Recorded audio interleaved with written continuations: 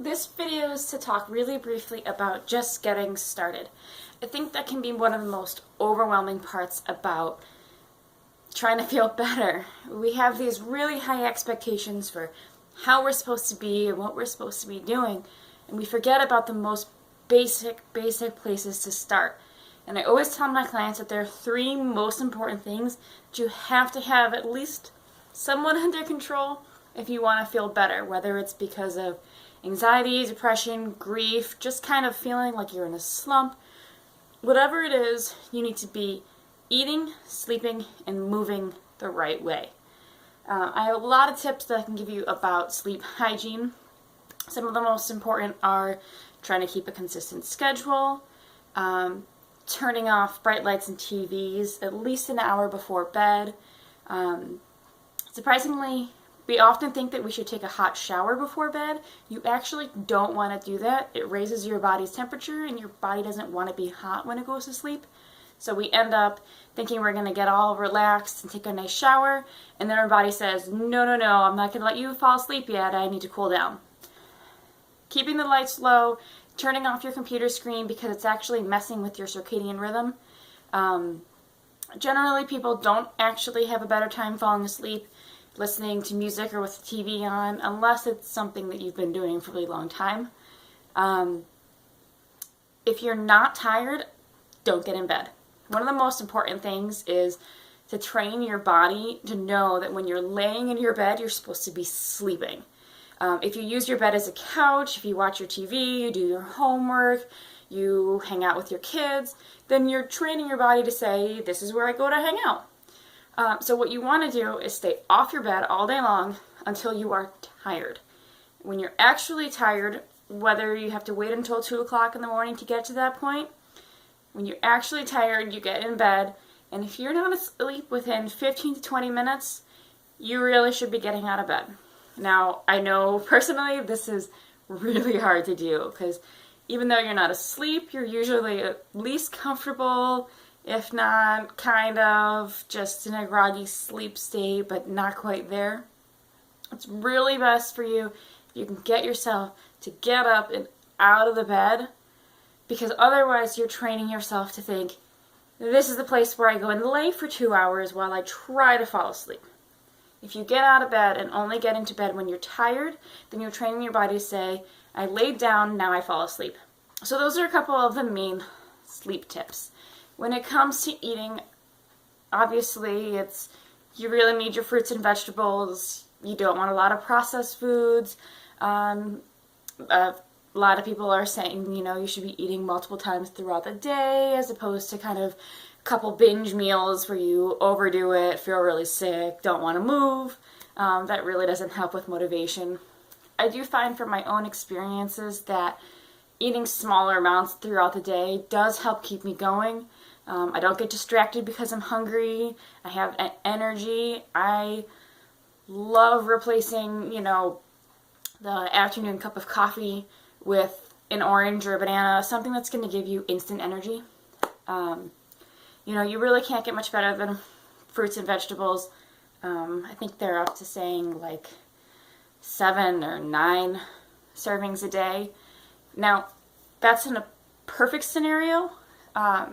When it comes to these basic ideas of, I feel really unmotivated, I don't know where to start, I'm not proud of where I am right now, don't try to start tomorrow with completely revamping your diet, cutting out everything bad, entering in everything good. You're just going to get overwhelmed. You're probably not going to succeed, and then you're going to end up feeling like a failure, and then you're going to give up on your goals.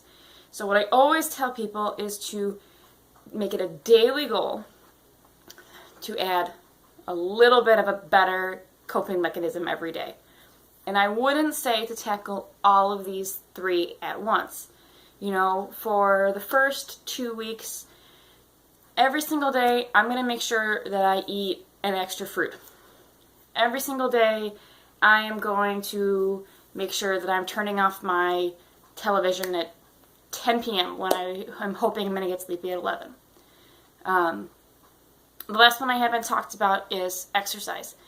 Now, the goal is to get up to, I think it's 3 to 5 times a week of like 30 minutes of moderate exercise. Now, that's the goal, but that's for down the line. If you're not already moving a lot and you struggle with motivation, don't aim for that. Because for one, you might hurt yourself, and two, it's very likely that you're going to get yourself disappointed. And what I have learned from my own experience and with my clients is that I find it much better to set an every single day goal than to say, I'm going to do this 2 or 3 days a week. Because what ends up happening is you say, I'm going to work out for half an hour, 3 days a week. Sunday comes and you work out and you do great. And you say, all right, I did it. Well, Monday I'm tired, so I'm going to put it off. And, Tuesday I just did it on Sunday. Wednesday I'm super busy. Thursday, I don't know, maybe you get that second one in, maybe you don't. Friday comes, the week's almost over, Saturday's here. Well, I screwed that one up. And we just kind of keep putting it off and putting it off until the point where we can give it up for the rest of the week, and then we feel bad about ourselves and we're not doing what we're supposed to do. So I always will hand out to my clients these blank calendars with no dates on them, so you can start at whatever week in the month. You don't have to start on November 1st or June 1st. You can start tomorrow, and you fill in your calendar, and I'll try to put this online too for you guys to use as well. And you set a real attainable, good goal, but something that is better than you're doing right now. And when you start doing these things, and especially I like having a calendar because then you can see it. You can see your progress. And I have done this for myself. I set myself a goal for 10 minutes a day of exercise. I put my calendar up on my kitchen wall where I saw it every day, 5 times a day, and I would notice it, and I would guilt myself into being good. And as soon as I started to get some check marks on there, I started feeling really good about myself. And when I would pass my sheet at 10 o'clock at night and think, shoot, I haven't done that, and I have to weigh whether I, do something uncomfortable and exercise for 10 minutes now, or I give up my 10-day streak of being really great. And then usually I would find myself doing it. So this exercise does not have to be vigorous. It just has to be something that you're not already doing that, hopefully will raise your heart rate a little bit, at least use your muscles. I will tell my clients who are already sitting on the couch for a good part of their day, put some water bottles next to you, put some cans, buy some really little weights, and when you're watching TV and the commercials come on, just sit there and do some weights for a little while. You're already sitting there, it's not going to take a lot out of your day, but while you're doing something that is maybe not the most active, you can be doing something that feels good about yourself and you can earn your check mark. So those are my most important things: to eat, sleep, and move. And if you can start doing these things, I'm very confident you're going to notice some pretty big improvements, even just by themselves. Because when we start feeling really down or really anxious, we generally do not take good care of ourselves, and these things fall by the wayside and they keep us more and more down. If we start combating these things, we feel a little bit more and more strength and more willing and ready to do the big goals that we keep blaming ourselves for not doing right now. So download the calendar, either put it on your computer or print it out, put it somewhere where you're going to see it so that you can remind yourself, this is what I'm supposed to be doing. And this so you can see all the positive check marks on there and give yourself credit. Because if you don't give yourself credit for the good things that you do, we get just lost in the negatives, we get really down about ourselves, and we don't make any positive changes. So really try to work on shifting to feeling good about yourself, making small little changes to feel better, and really giving yourself that praise, and then watch this thing snowball in the right direction.